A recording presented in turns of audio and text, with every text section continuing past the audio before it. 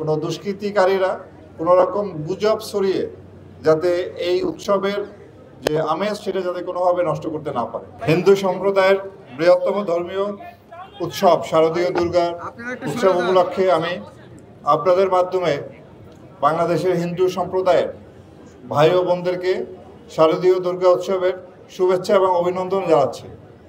আমরা এই বছর এই অনুষ্ঠানটি সুন্দরভাবে সম্পন্ন করার জন্য যাবতীয় আয়োজন করেছি।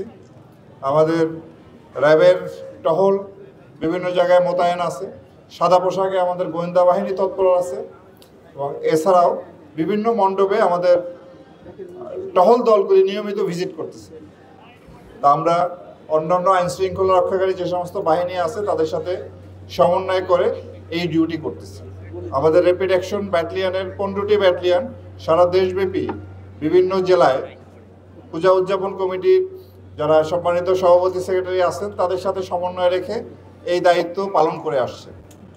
আমরা আশা করি এবারের পূজাটি খুব সুন্দরভাবে আমরা সম্পন্ন করতে সম্ভব হব।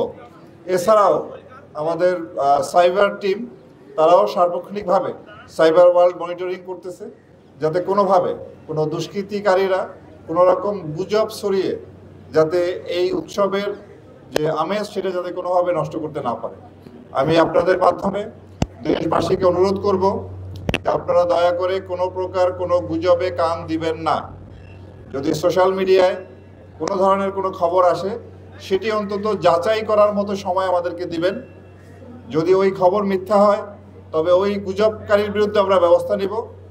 আর যদি সত্যি সত্যি কোনো ঘটনা সোশ্যাল মিডিয়ায় আসে যার সত্যতা আছে সেটাও আমরা অনুসন্ধান করে ওর বিরুদ্ধে আইনানুগ ব্যবস্থা গ্রহণ করব।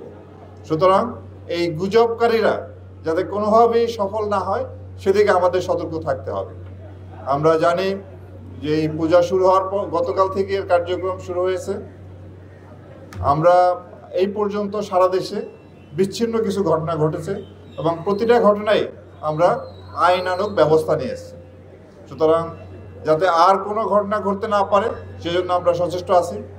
আমি পূজা উদযাপন কমিটির সমস্ত মণ্ডপের সভাপতি সেক্রেটারি সহ যারা আছেন তাদেরকে অনুরোধ করব আপনারা সার্বক্ষণিকভাবে ভলান্টিয়ার রাখবেন। দিনরাত 24 ঘন্টায় যাতে এই ভলান্টিয়াররা সেখানে কর্মরত থাকে। আর এছাড়াও যাতে পর্যাপ্ত আলোর ব্যবস্থা থাকে রাতের বেলা সেটাও নিশ্চিত করতে হবে এবং যারা এখানে পূজা দেখতে আসবেন তারা যাতে নির্বিঘ্নে আসতে পারে সেদিকে আমরা লক্ষ্য রাখবো। বিশেষ করে মা বোনরা এবং ছোট ছোট শিশুরাও প্রচুর সংখ্যায় এরা পূজা মণ্ডপে আসে।